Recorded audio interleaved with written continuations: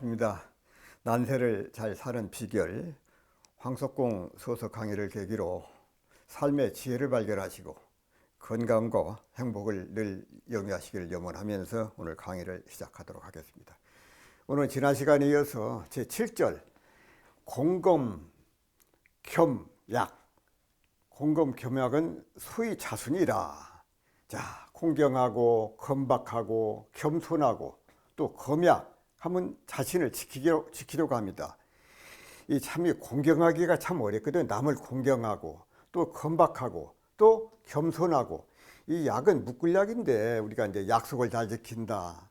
그래서 참 이 공경하고 건박하고 겸손하고 검약한 것, 이것은 이 내 자신을 지키기 위한 그런 그 근본이 된다, 그런 말씀이거든요. 그래서 지난 시간에 이제 공에 대해서는 말씀드렸고, 이 소서에서 이 검소하다, 검소함 다음으로는 이제 겸손을 이렇게 강조로 하셨는데, 이 겸손하면은 떠오르는 인물이 있습니다. 겸손하다 그러면 바로 편작인데, 이 편작이라고 하는 사람은 중국을 대표하는 명의로 알려져 있습니다. 명의, 훌륭한 의사지요. 명의. 어느 날 이 나라 문왕이 편작에게 물었습니다. 그대의 두 형이 모두 의사라는데 삼형제 가운데 누가 가장 뛰어난가?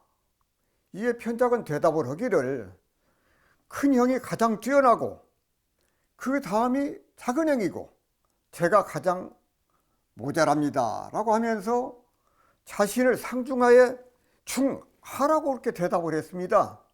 자, 의사를 상이, 윗상자, 상이, 중이, 하이로 나눈다는 말은 그래서 여기에서 비롯이 되었습니다.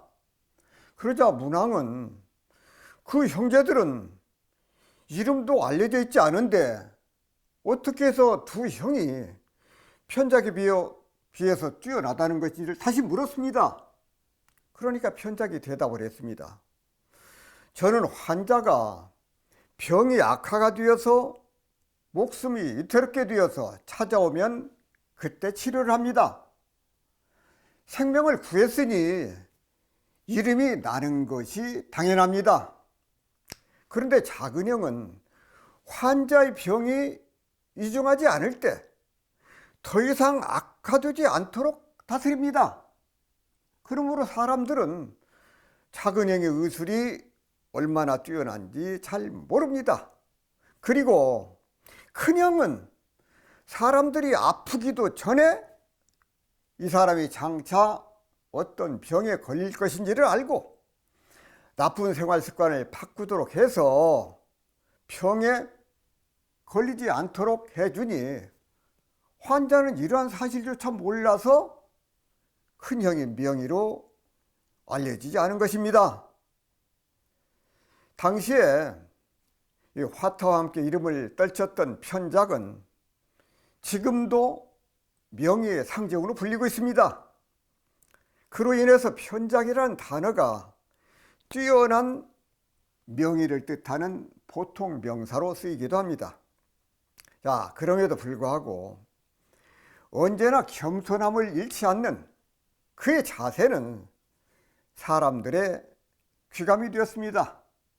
이것이야말로 노자께서 말씀하신 광이불요의 정신입니다. 광이불요, 곧 빛나되 번쩍거리지 않으며 함부로 드러내놓고 자랑하지 않음의 표본이라고 할 수가 있습니다. 이 법구경에 보면 복은 검소함에서 생기고 덕은 겸양에서 생기며 도는 안정에서 생기고 밝을 명자 명은 화창에서 생긴다. 근심은 애욕에서 생기고 재앙은 무력에서 생기며 허물은 경만, 가볍게 하는 것이죠. 경만에서 생기고 죄는 참지 못하는 데서 생기느니라. 눈을 조심하여 남의 그릇됨을 보지 말고 입을 조심하여 착한 말, 바른 말, 부드럽고 고운 말을 언제나 할 것이며 또 몸을 조심하여 나쁜 친구를 따르지 말고 어질고 착한 일을 가까이 하라고 하였습니다. 책은담에 검약은 미덕이나 검소하고 전략하는 거죠. 지나치면 인색하고 잣다랗게 되어 가늘게 된다 그 말이죠. 정도를 손상시키고 겸양은 미행이나 아름다운 행위나 지나치면 아첨과 비굴이 되어 비굴한다. 마음을 꾸밈이 많아지나이라고 하셨습니다. 자, 검소와 전략은 더할 나위 없는 그런 미덕입니다. 그러나 이것이 지나치면 인색하고 잣다랗게 되어서 도리어 올바른 도리를 해치고 맙니다. 또 남에게 겸손하고 사양함은 바람직한 미행입니다. 그러나 이것이 지나치면 아첨과 피굴이 되어서 자기의 본 마음을 거짓으로 꾸미는 결과가 되고 맙니다. 따라서 검약과 겸양도 지나치거나 모자람이 없도록 중용의 길을 걸어야 그것이 미덕이 되고 미행이 될 것입니다. 이 소서에 공검 검약은 소위 자순이라 공경하고 겸소하고 겸손하고 검약함은 자신을 지키려고 함이라고 하였습니다. 백제 온종의 궁궐 건축에 대해서 고려의 김부식은 거미불루 화이불치, 검소하나 누추하지 않고 화려하나 사치스럽지 않다고 하였습니다. 검소와 전략은 더할 나위 없는 미덕입니다. 그러나 검소하나 누추하지 않고 화려하나 사치스럽지 않다는 거미불루 화이불치는 삼국사기 백제 본기와 조선 경국전에 등장하는 한자 성어로 백제와 조선의 미를 상징하는 말입니다. 그러나 검소와 전략이 지나치면 인색하고 잣다랗게 되어 도리어 올바른 도리를 해치고 맙니다. 과공이 비례라 겸손하게 지나치면 예가 아니라고 하였습니다. 무엇이나 지나치면 얻는 것보다도 잃는 것이 더 많기 때문입니다. 매사에 중도를 잃지 않기란 어렵기 때문입니다. 검소와 전략, 생활 속에서 이것을 어떻게 실천할 것인가? 이에 대한 올바른 성찰과 삶의 지혜가 필요하다고 하겠습니다. 한 번 더 설명드리겠습니다. 공검 검약은 소위 자순이라 나를 지키는 그 근본이 된다. 공경하고 건박하고 겸손하고 검약함은 자신을 지키려고 함이니라. 그래서 공검 검약. 그러나 이것을 너무 지나쳐서는 안 된다. 중도를 잡는 것이 필요하다. 이것을 말씀을 드리고 마무리하겠습니다. 자, 이어서 8절 말씀드리겠습니다. 심계 원려는 소위 불궁이라 계획을 깊게 하고 또 멀리 생각, 이 원려거든요. 멀리 생각, 가까이만 보지 말고 멀리를 바라봐라. 멀리를 바라봐라. 원려. 그러면 궁색하지 않도록 하려고 합니다. 심계 원려, 이것은 소위 불궁이라 궁핍하지 않게 한다 그 말이거든. 계획을 깊게 하고 멀리 생각을 멀리 하는 것은 궁색하지 않도록 하려고 합니다. 이 심자는 깊을 심자고 개는 어떤 꾀개고 이 려는 생각한다 그 말씀이거든요. 이 궁이라고 하는 것은 아주 궁핍하고 어려운 것을 이 궁색하다고 그러잖아요. 그래서 이걸 궁을 씁니다. 계획을 깊게 하고 한 번 더 자꾸 생각하는 거죠. 그리고 생각을 멀리 해. 당장 눈앞에 것만 생각하고 다음에 올 것을까지 생각을 해. 그러면은 궁색하지 않도록 그렇게 된다고. 궁색하지 않아 사람이. 이 장상령의 주에 보게 되면 관중직에는 가히 능규 합제 후이나 이궁의 왕도하고 관중의 계획은 제후를 규합하였으나 그러나 왕도에는 궁색하였고 그 말씀이거든요. 왕도에는 궁색하고 상황직에는 상황이라는 사람은 그 계획은 가히 능강국으나 이궁의인의라 하고 이 상황의 계획은 나라를 강성하게 하였으나 그러나 인과 의에는 궁색했다 그 말씀. 홍양직에는 홍양이라는 사람의 계획은 가히 능치 제은하 이궁의 양민이니 범유 궁자는 굽이기 아니라 이 홍양의 계획은 능히 재물을 모으게는 했어. 그러나 백성을 기르는 데는 궁색하였으니 무릇 궁색함이 있다는 것은 모두 계획이 그런 것이다 이렇게 말씀을 하셨습니다. 이 관중은 제환궁이 중부 곧 둘째 아버지를 삼았습니다. 이에 관중은 임금은 패도를 하여야 임금 노릇을 할 수가 있고 사직도 안정된다고 해서 패도하기를 권장을 하였습니다. 또 제후들이 합하면 강해지고 의토리가 되면 약해진다고 해서 규합을 주장하였습니다. 이 상황은 진효공이 그를 좌서장으로 삼으니까 변법을 제정하였습니다. 그는 경직을 장려하고 농사하고 그 길쌈하는 걸 장려했다고 말입니다. 생산을 많이 한 사람은 요역을 면하게 하고 세습적인 특권을 제거하고 좌법을 시행하고 전정제를 폐지하고 부세법을 고치며 토지를 매매할 수 있도록 도량령을 통일하는 등 진나라가 부강할 수 있도록 10여 년에 걸쳐서 각종 제도를 정비하였습니다. 그러나 그는 나라의 기초를 물질적인 부강에만 두고 인정, 어진 정치를 베풀지 않았습니다. 그 결과 나라 살림은 부해졌으나 백성들 사이에는 서로 경계하게 되고 원망하는 마음이 커졌으며 상황 자신도 법과 힘에 의해서 권력을 유지했으나 효공이 죽은 뒤에 귀족들의 모함을 받아서 걸열형 곧 사지가 찢겨지는 그런 그 죽음을 당했습니다. 또 홍량은 한나라 낙양 사람으로 성은 상이고 이름은 홍량인데 그는 한무제의 신임을 받아서 치속 도유가 되어 이어 영대 사농이 되었습니다.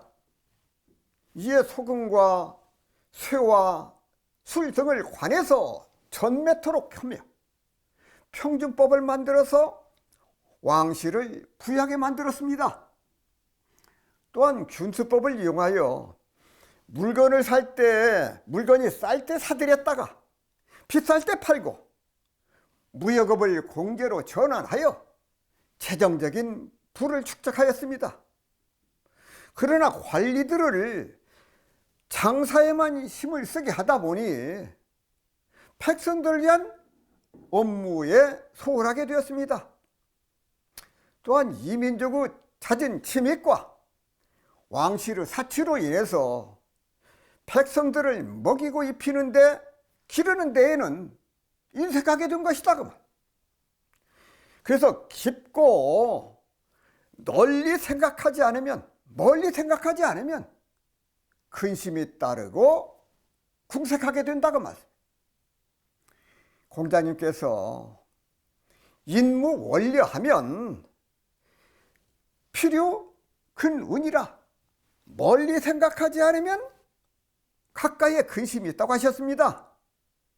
멀리 생각하는 원려는 다른 말로 하면은 장기적인 목표라고 할 수가 있습니다.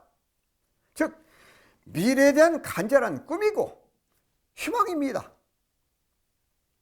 명확하고 원대하고 중장기적인 목표라고 말씀이에요.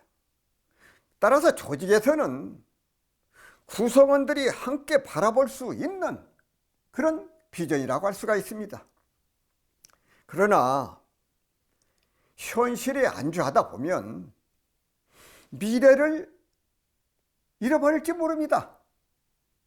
현실은 늘 어렵습니다. 그 어떤 시대에도 근심과 걱정이 없지 않았습니다.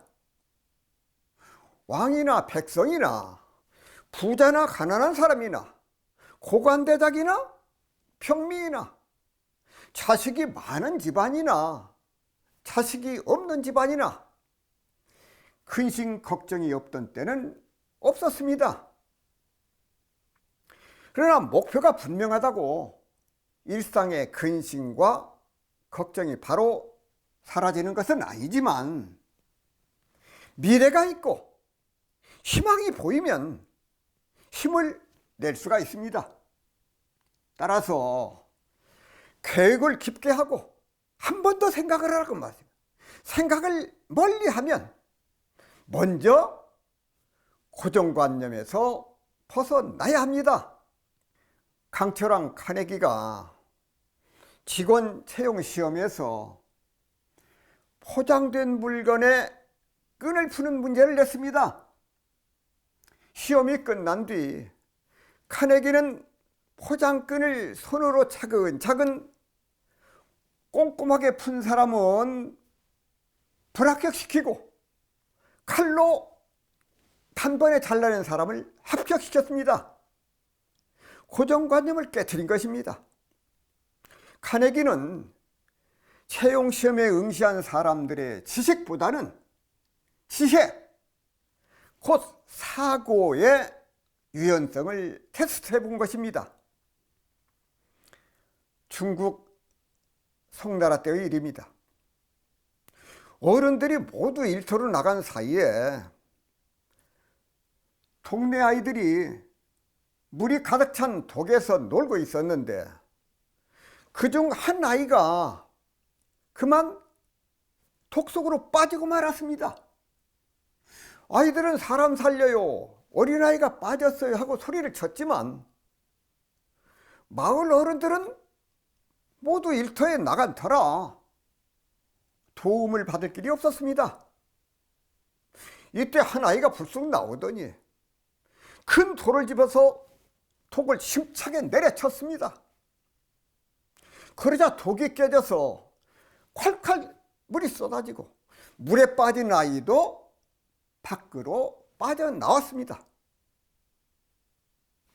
물에 빠진 아이를 구하려면 독 위로 올라가야 한다는 고정관념에서 벗어나 독을 깨야 한다고 생각하는 그런 생각을 한 것입니다. 고정관념을 깬 그 소년이 송나라 시대에 유명했던 학자 바로 사마광이었습니다.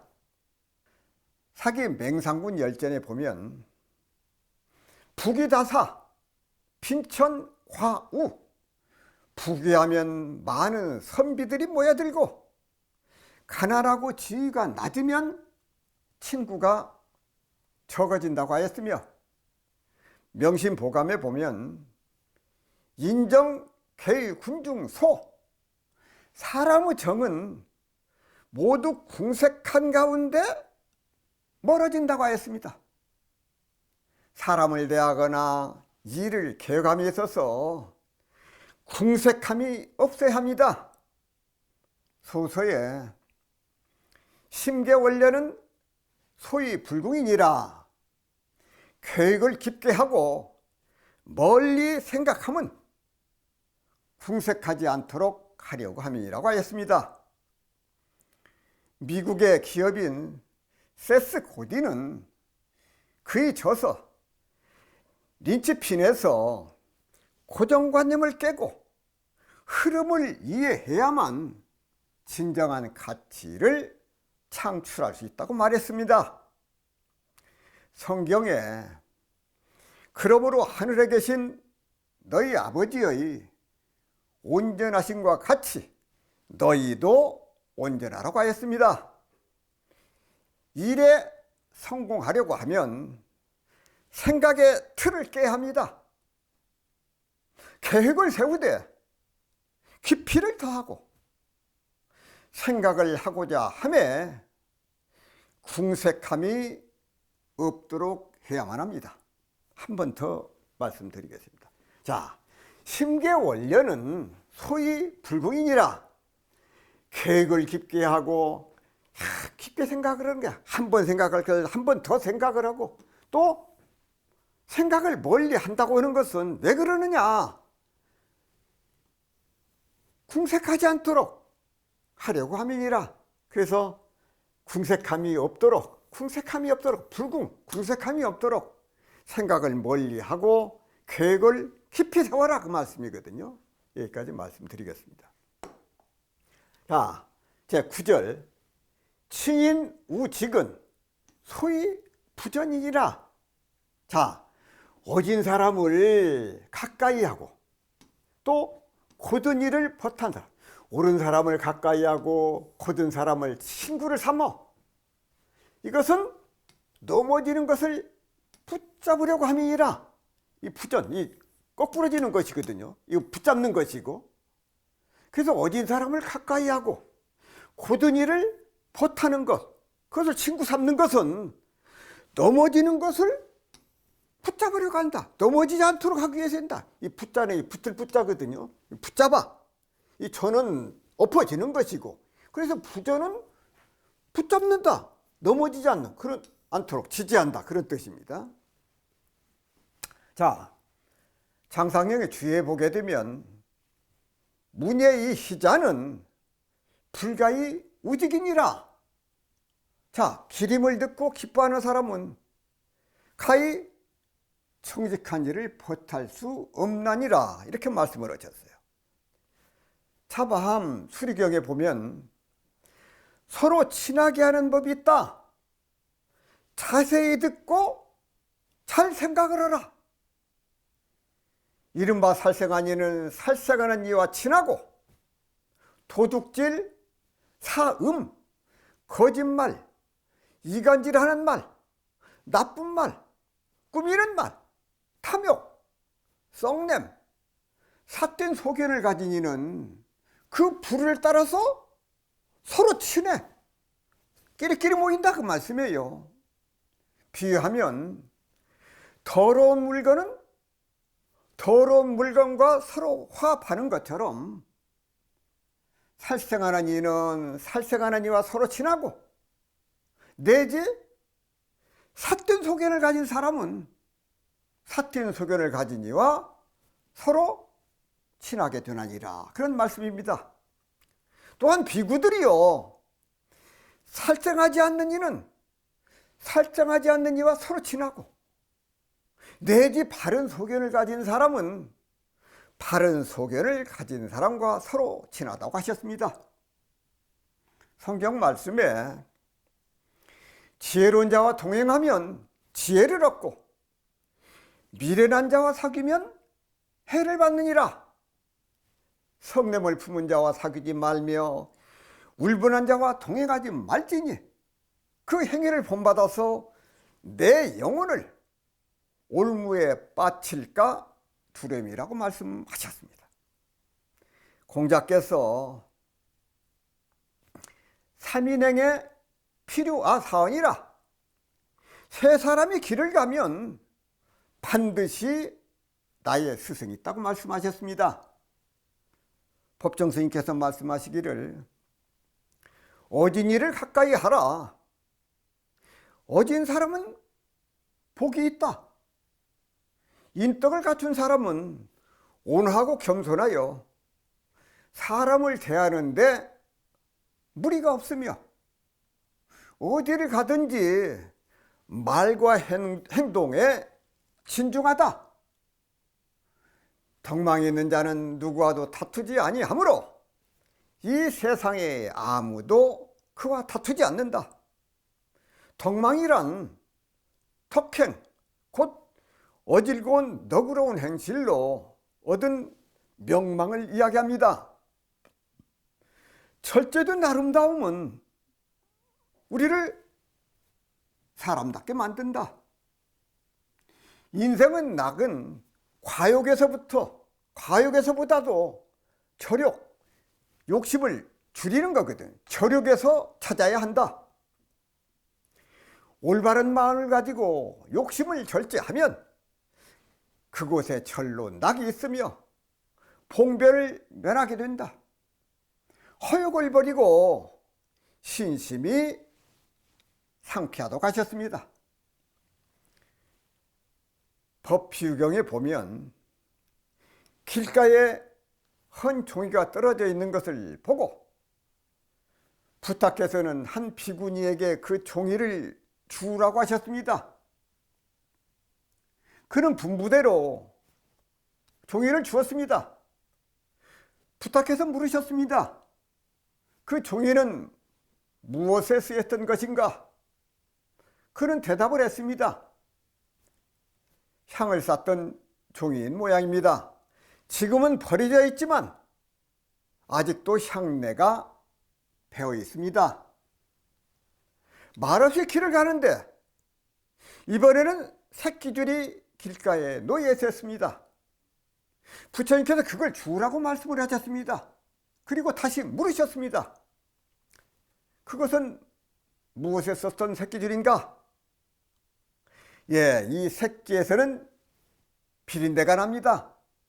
아마도 생선을 묶었던 새끼줄인 모양입니다. 부처님께서 다음과 같이 말씀을 하셨습니다. 어떤 사람이든 본래는 깨끗하지만 그 인연에 따라 죄와 복을 일으킨다. 어진이를 가까이 하면 뜻이 높아지고 어리석은 자를 가까이 하면 어리석은 자를 벗하면 재앙이 닥친다. 그것은 마치 종이가 향을 가까이 했기 때문에 향내가 나고 새끼는 생선을 가까이 했기 때문에 비린내가 나는 것처럼 무엇인가 점점 물들어가면서 사람들은 그것을 깨닫지 못한다고 말씀을 하셨습니다. 부처님께서는 다시 계속으로 말씀하시기를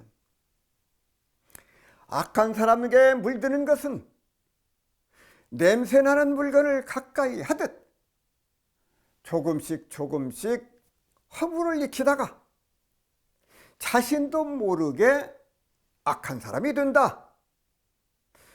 어진 사람에게 물드는 것은 향기를 쏘이며 가까이 하듯 지혜를 일깨우며 선을 쌓아 자신도 모르게 선한 사람이 된다고 말씀하셨습니다.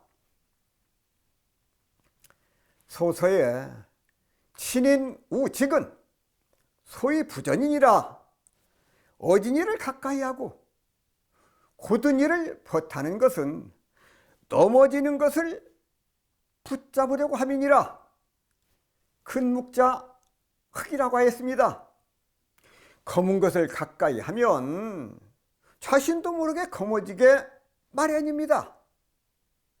예로부터 그 사람을 알려면 친구를 보라고 하였습니다. 그가 어떤 생각을 갖고 있는지, 무엇을 행하고 있는지 가까운 친구를 살펴보면 쉽게 알 수 있기 때문입니다. 따라서 벗을 사귀되 좋은 친구를 골라서 사귀고 어진이를 가까이 해야 함을 잊어서는 안 되겠습니다. 한 번 더 말씀드리겠습니다. 친인우직, 어진이를 가까이 하고 곧은 이를 벗을 삼는 것은 왜 그러느냐? 소위 부전이라 넘어지는 것을 붙잡으려고 한다. 어진이를 가까이 하고 곧은 이를 사귀면 넘어질 때 붙잡아준다고 말이에요. 이끌어줘. 소위 부전. 그래서 참 그 어진이를 가까이 하고 곧은 이를 친구를 사귀라. 그러면은 어려울 때 도움을 받고 넘어질 때 붙잡아준다.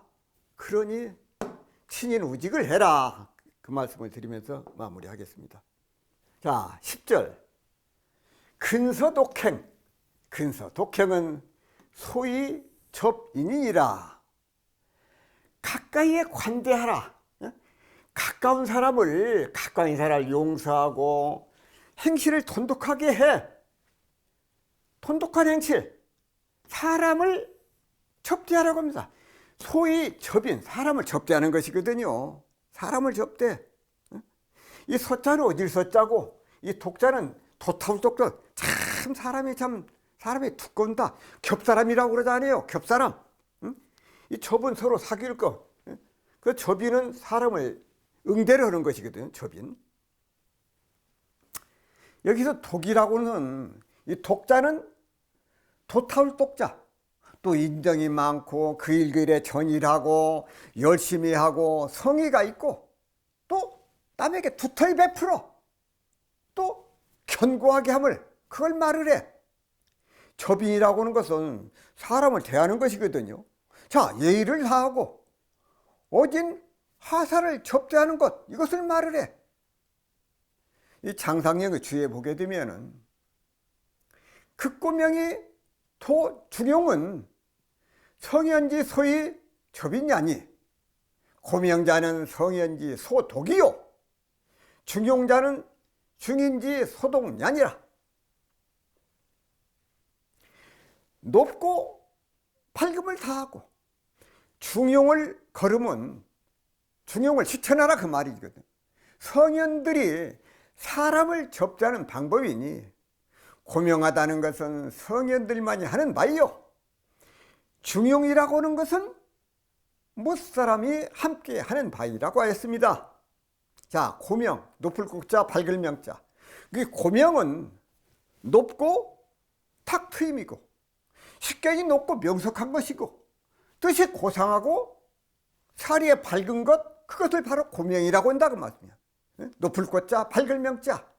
이 중용은 과불급이 없는 중정, 가운데 중자, 팔을 정자, 중정의 도를 말을 합니다. 중용.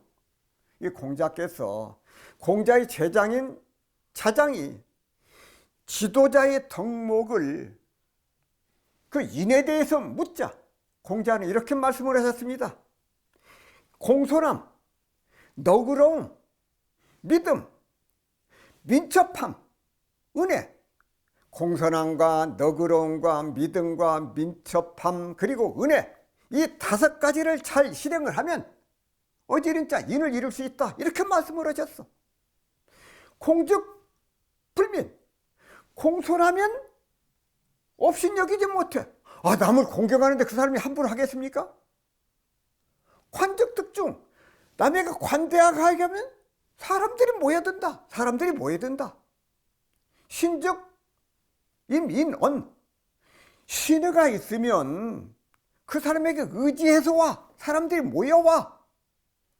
민적 육홍, 민첩하면은 업적이 쌓이고 해적 촉이 쌓인.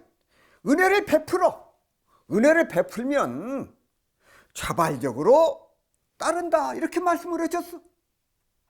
자, 공자께서 말씀하셨듯이 관대하다고 하는 것은 넓을 관자거든요. 관대, 클 때자, 관대하다. 사람을 얻는 핵심적인 성품, 그것이 바로 관대해야 돼. 관대. 비록 능력면에서는 우수하지 못한다고 하더라도 너그러운 인품을 가지면 그 사람을 지도자답게 하고 가장 큰 매력이 될 수가 있어. 관대. 이 삼국지에 바로 유비가 이런 유형에 속한다고 할 수가 있겠습니다. 남의 잘못을 관대하게 용서하고 그 사람을 품어주면은 반드시 보답이 따른다는 뜻으로 유명한 이야기가 절영지회 또는 절영지연의 고사가 바로 그것입니다. 초나라의 장왕은 중국 고대 춘추 5패의 한 명으로 꼽히는 아주 걸출한 임금이었습니다. 그러나 왕위에 오른 후에는 놀기만 했습니다. 아예 정치를 촉구하는 자는 사형에 처하겠다는 포고문까지 걸어놓고 주택 잡기를 즐겼습니다. 3년이 흐르자 오거라는 신하가 참다 못해서 나섰습니다. 3년 불비 우불명 여지하. 3년 동안이나 날지도 않고 울지도 않는 새가 있다면 어찌해야 합니까? 그러자 장왕이 대답을 했습니다. 불비불명 날지도 못하고 울지도 못하던 새가 비필충천 한 번 날면 저 하늘 끝까지 날고, 일명격인 한 번 울면 천하 사람들이 놀랄 것이라고 하였습니다. 이때 장왕은 비밀리에 신하들의 행태를 살피고 있었던 것입니다. 그는 국정에 임하자마자 제일 먼저 부정부패를 일삼은 신하 수백 명을 숙청하고 오고와 같은 충신을 기용해서 초나라에 전성기를 열었습니다. 이런 장왕이 반란을 평정하고 돌아와서 장군들과 잔치를 벌 때였습니다. 밤늦도록 주연이 이어지다가 갑자기 큰 바람이 불어서 연회장의 촛불이 모두 꺼져버렸습니다. 그때 왕의 곁에서 시중을 들던 총희가 비명을 질렀습니다. 총희는 어둠 속에서 누군가가 자신의 몸을 건드렸다면서 장왕에게 범인의 끊어진 갓끈을 내놓았습니다. 왕의 주변은 아연 긴장감이 감돌았습니다. 그때 장왕이 신하들에게 제안을 했습니다. 금일여 과인음 부절관영 자불안, 오늘은 군신이 함께 즐기는 날, 갓끈을 모두 끊고 마시자. 이에 신하들이 모두 갓끈을 끊은 뒤에 연휴를 계속했습니다. 그로부터 3년 후에 장왕이 다시 전투에 나섰을 때 한 장수가 선봉에서 용감히 싸웠습니다. 장왕이 그를 불러서 특별히 공로를 포상하려고 하자 그가 말을 했습니다. 소신은 3년 전에 이미 죽은 목숨이었는데 왕께서 관대하게 살려주셨습니다. 그 은혜를 오늘 갚았을 뿐입니다 하고 말을 했습니다. 그 장수가 바로 취중에 왕의 총희를 잘못 건드린 자였음을 굳이 말할 필요가 없습니다. 성경에 너희가 사람의 잘못을 용서하면 너희 하늘 아버지께서도 너희 잘못을 용서하시려니와 너희가 사람의 잘못을 용서하지 아니하면 너희 아버지께서도 너희 잘못을 용서하지 아니하시리라고 하셨습니다. 소서에 근서독행은 소위 접인이니라, 가까이에 관대하고 돈독한 행실은 사람을 접하려고 함이라고 하였습니다. 남의 잘못을 용서하고 관대하게 품어주면 반드시 그에 따른 보답이 따릅니다. 사랑과 용서가 둘이 아닙니다. 이 관대함은 사람을 얻는 비결임을 잊어서는 안 됩니다. 베풀고 사랑하고 용서하라고 하였습니다. 자기 자신을 사랑하고 존중하는 것은 행복한 삶을 위한 필수 요건입니다. 많은 사람들이 실수나 후회 때문에 자신을 용서하지 못하고 힘들어합니다. 따라서 용서와 사랑, 그리고 자기 존중은 서로 연결되어 있습니다. 용서와 사랑, 그리고 자기 존중을 실천함으로써 더욱 건강한 삶을 살아야 하겠습니다. 한 번 더 말씀드리겠습니다. 근서독행은 소위 접인이라 가까이에 관대하고 가까운 사람부터 관대해 널리 감싸줘. 그리고 돈독한 행실은 사람을 접대하려고 한다. 관대하고 그리고 돈독한 사람, 그 사람 많은 사람들이 가까이에서 의지를 하게 돼요. 그래서 관대한 마음, 돈독한 행실, 그것이 바로 사람을 접대하는 가장 중요한 방법이 된다는 말씀을 드리면서 마무리하겠습니다. 황석공 소서의 시작은 도덕인의의 오자는 일치가 아니라 이렇게 시작을 합니다. 도와 덕을 갖추고 인의 예를 실천하는 것, 이 5가지가 이 한 몸이다, 이렇게 말씀을 하셨어요. 도덕, 인의, 예, 이 5가지가 한 몸이다, 한 뿌리다, 그 말씀이거든요. 이 나무에도 줄기가 있고 가지가 있고 가지에서 잎이 나고 꽃이 피고 열매를 맺습니다. 근데 알고 보면은 나무의 줄기나 가지나 잎이나 그리고 꽃이나 열매가 다 어디로 연결되어 있느냐? 이 뿌리로 연결되어 있거든요. 뿌리로 연결되어 있어.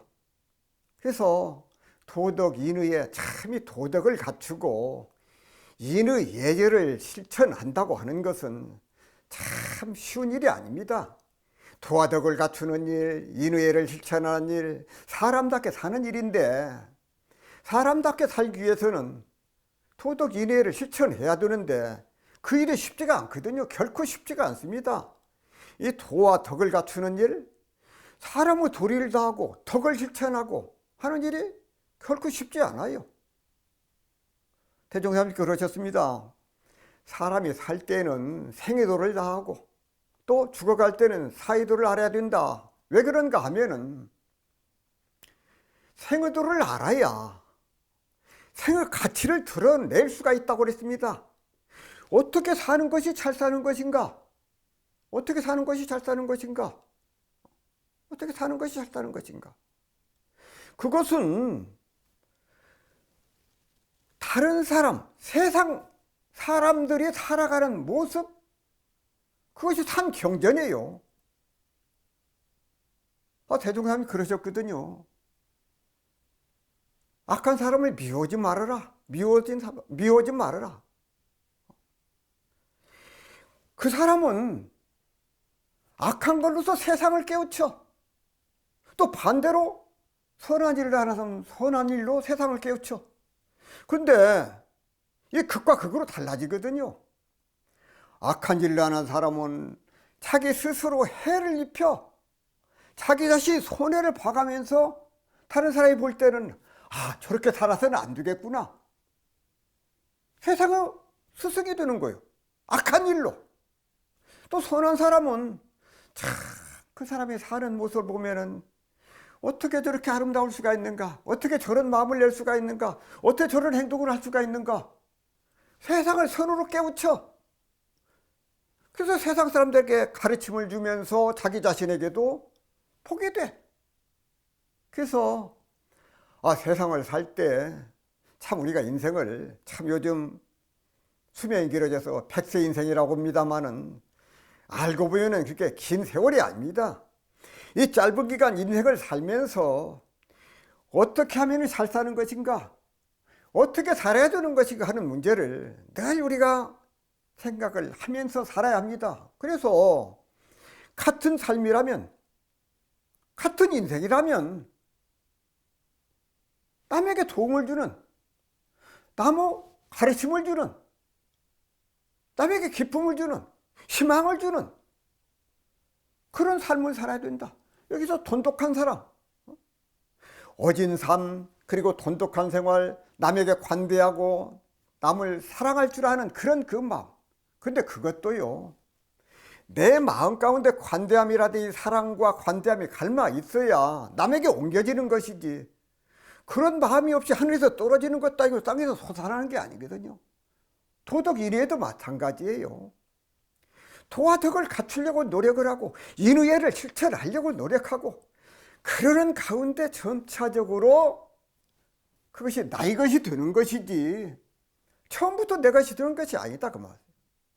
꾸준하게 연마하고 노력하고 그것과 하나가 되려고 하는 그 노력. 그래서 교도님들께서도 도덕 인의를 실천하려고 그런 그 마음 가지고 어떻게 하면 그렇게 살 수 있을 거니까 하고 그런 마음을 가지고 정진하시고 또 정진하시기를 염원하면서 오늘 강의를 마무리하도록 하겠습니다. 감사합니다.